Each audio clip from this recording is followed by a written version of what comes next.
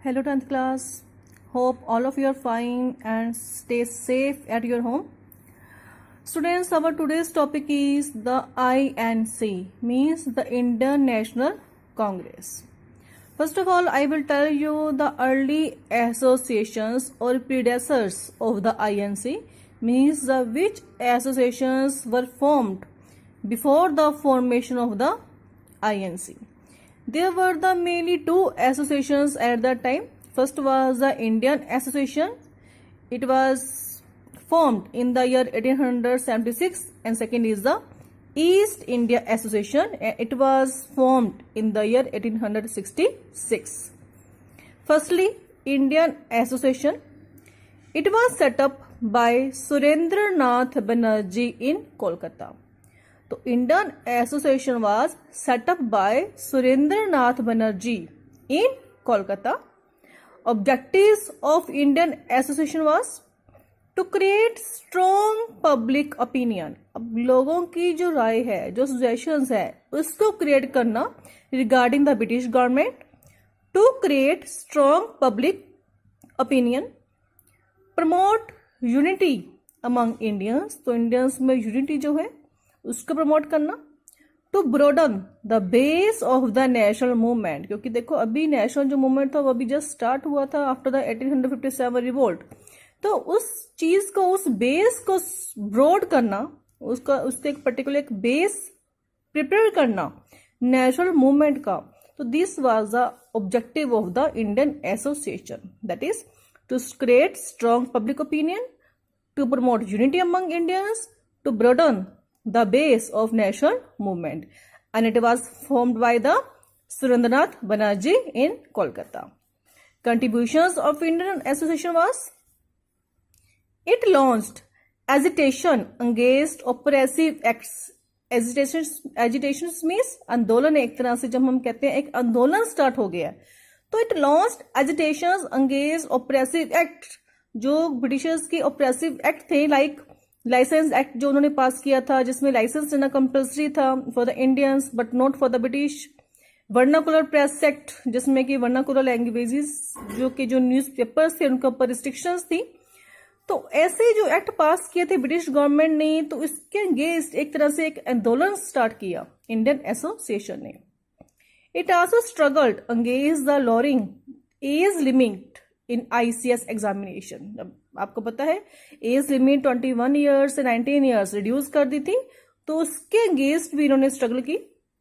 It condemned racial discrimination. तो जो racial discrimination हो रहा था, कलर के बेस पर जो भेदभाव हो रहा था by the British officers, it was also against it. तो these were the contributions. It launched agitations against oppressive acts such as License Act, Vernacular Press Act. It also struggled against lowering age limit in ICS examination. It condemned racial discrimination by the British officers in India. And later on, it was merged into the INC. तो जो Indian association था वो INC में बेटा मर्ज हो गया था in the second session of the Indian national Congress. जब सेकेंड सेशन हुआ था 1886 में, तब ये उसमें मर्ज हो गया. Second is East India association. तो East India association was organised by Dadabhai Naoroji in the London. तो लंदन में देखो इन्होंने ऑर्गेनाइज किया था दादाभाई नौरोजी ने ईस्ट इंडिया एसोसिएशन. ऑब्जेक्टिव्स क्या थे इसके? Firstly to let the British in London know the problems faced in India. अब देखो इनका ये मोटिव था कि जो ब्रिटिशर्स जो हैं, जो रेजिडेंट्स हैं ब्रिटिश के जो लंदन में जो लोग रहते हैं, वो अवेयर हों कि क्या प्रॉब्लम्स क्या हैं इंडियंस को by the British rule. To present and promote correct information about India. To present and promote correct information about India to the British public. तो ब्रिटिश जो पब्लिक है उसको प्रेजेंट करना जो करेक्ट इंफॉर्मेशन है इंडिया के बारे में.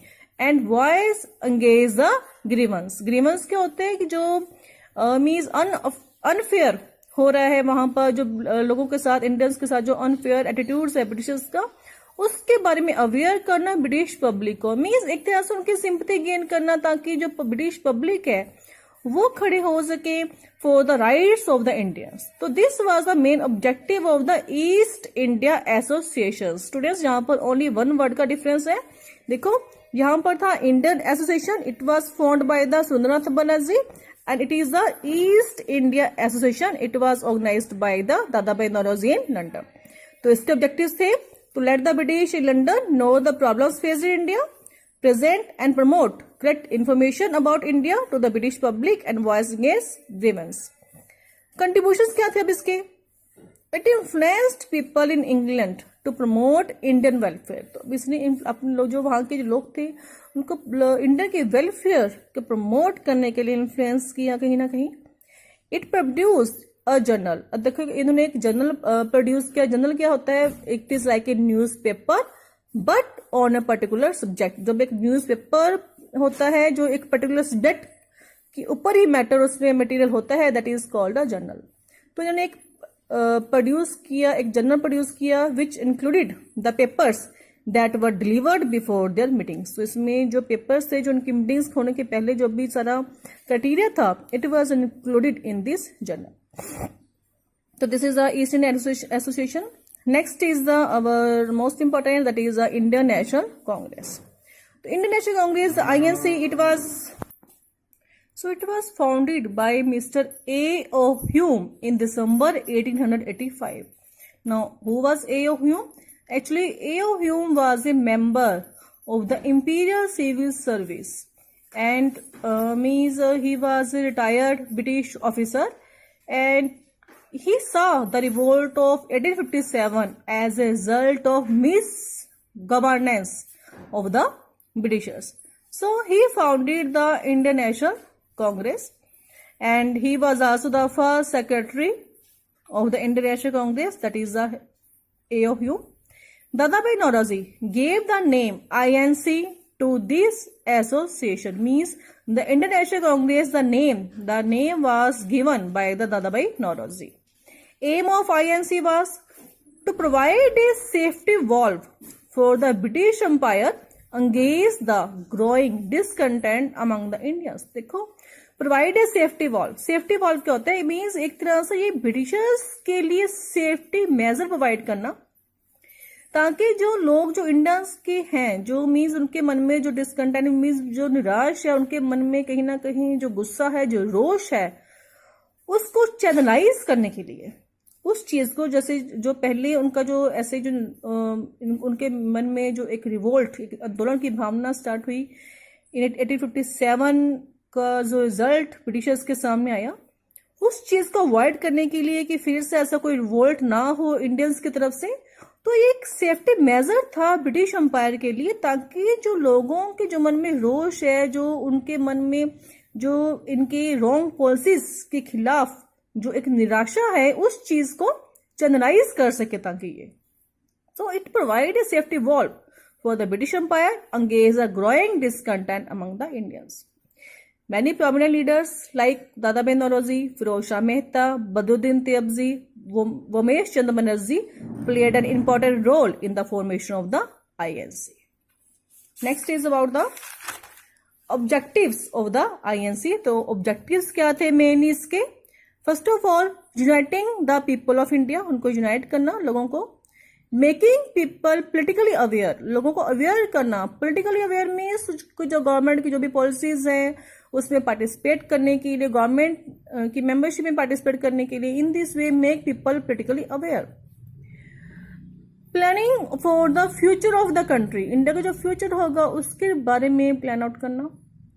Learning to formulate just demands को क्रिएट करना, and then placing these in front of the British, कि जो मेनली जो डिमांड्स हैं हमारी इंडियंस की, जो डिमांड्स हैं उस टाइम पर उसको फॉर्मुलेट करना एंड उसको प्रेजेंट करना in front of the British. तो these were the main objectives of the INC। अब डिमांड्स क्या थी INC की? The first session of the INC international congress was held at Bombay.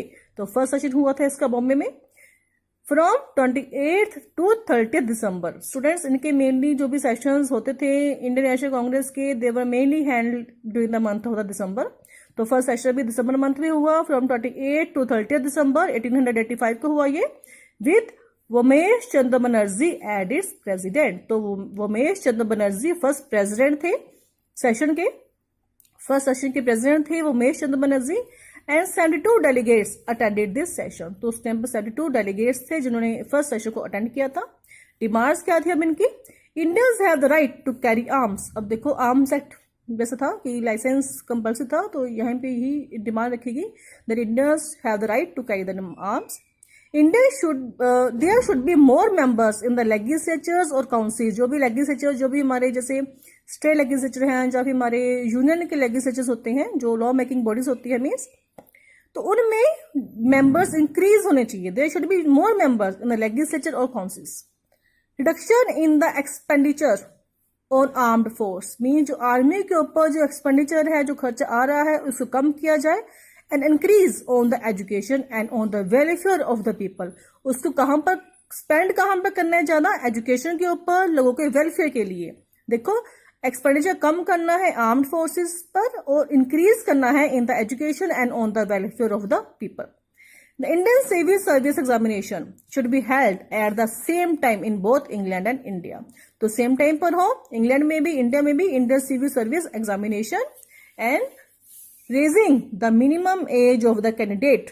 तो जो इन्होंने रिड्यूस कर दी थी एज, तो उसको दोबारा से मेंटेन किया जाए, एज लिमिट को रेज किया जाए for the candidates who were going to appear for this examinations.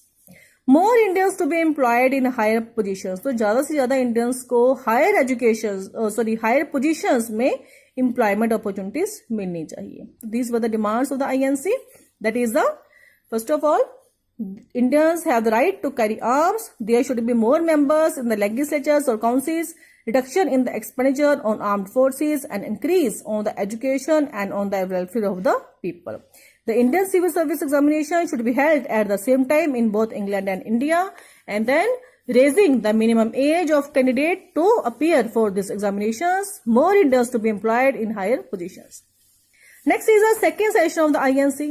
तो सेकेंड सेशन हेल्ड हुआ था 1886 में in the Calcutta and Dadabhai Naoroji was a president. First time president थे Womesh Chandra Banerjee and second session में प्रेसिडेंट थे Dadabhai Naoroji. And during this time Congress strength was increased.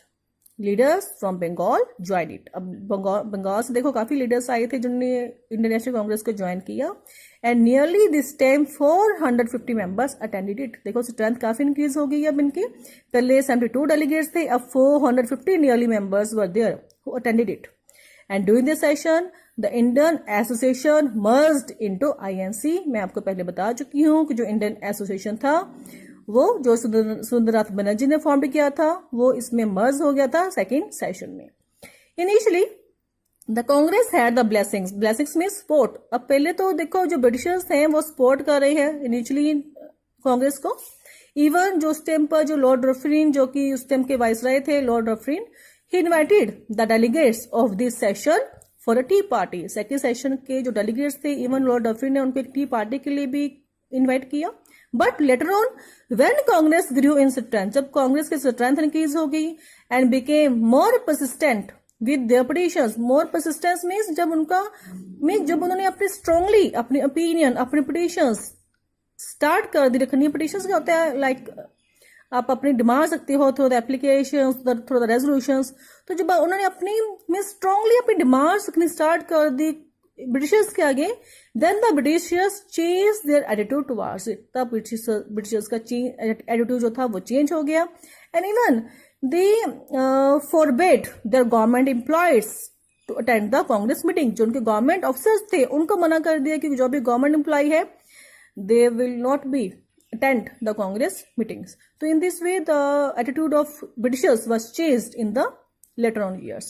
So this is all about today students. Hope you understand this concept and it is very much important. That is the objectives of the INC, demands of the INC.